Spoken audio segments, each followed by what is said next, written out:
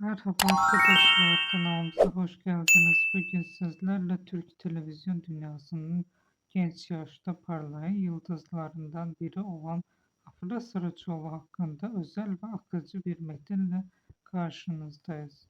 Afra Saraçoğlu son yıllarda adını sıkça duymamız tesadüfi değil. Onu farklı kılan şey sadece güzelliği ya da ekran enerjisi değil, aynı zamanda doğal oyunculuğu ve sahiciliği. Kendi sözleriyle kendim olmaktan vazgeçmediğim sürece doğru yolda olduğumu hissediyorum. Bu cümle onun kariyer yaklaşımını çok net anlatıyor. Genç yaşta oyunculuğa adım atan Afra Saraçoğlu kısa sürede dikkat çekmeyi başardı. İlk projelerinden bile ekran karşısında rahat ve doğal bir duruş sergiledi. Bu da izleyicinin onu hızlıca benimsemesini sağladı. Ama onun hikayesi sadece hızlı bir çıkıştan ibaret değil. Her rolünde kendini geliştirmeye çalışan, farklı karakterleri dönmekten çekinmeyen bir oyuncu profili çiziyor. Romantik sahnelerden dramatik anlara kadar geniş bir yelpazede performans sergileyebiliyor.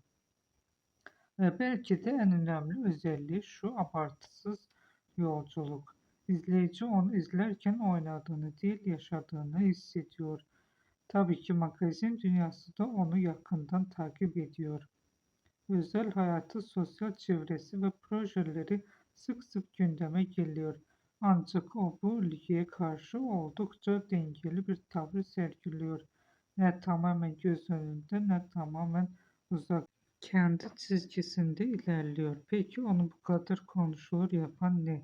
Belki de doğallığı, belki de genç yaşa rağmen gösterdiği profesyonellik ya da izleyiciyle kurduğu o samimi bağ. Bugün geldiği noktada Afra Saraçoğlu sadece Türkiye'de değil, yurt dışında da dikkat çeken bir isim haline gelmiş durumda. Dizileri farklı ülkelerde izleniyor. Hayran kitlesi her geçen gün büyüyor. Ama hala en merak edilen soru şu: sırada ne var? Daha büyük projeler mi, uluslararası yapımlar mı?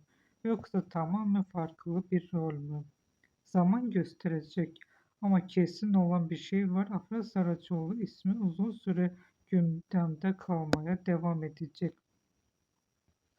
Kanalıma abone olmayı ve videoyu beğenmeyi unutmayın. Bir sonraki videoda görüşmek üzere. Hoşça kalın.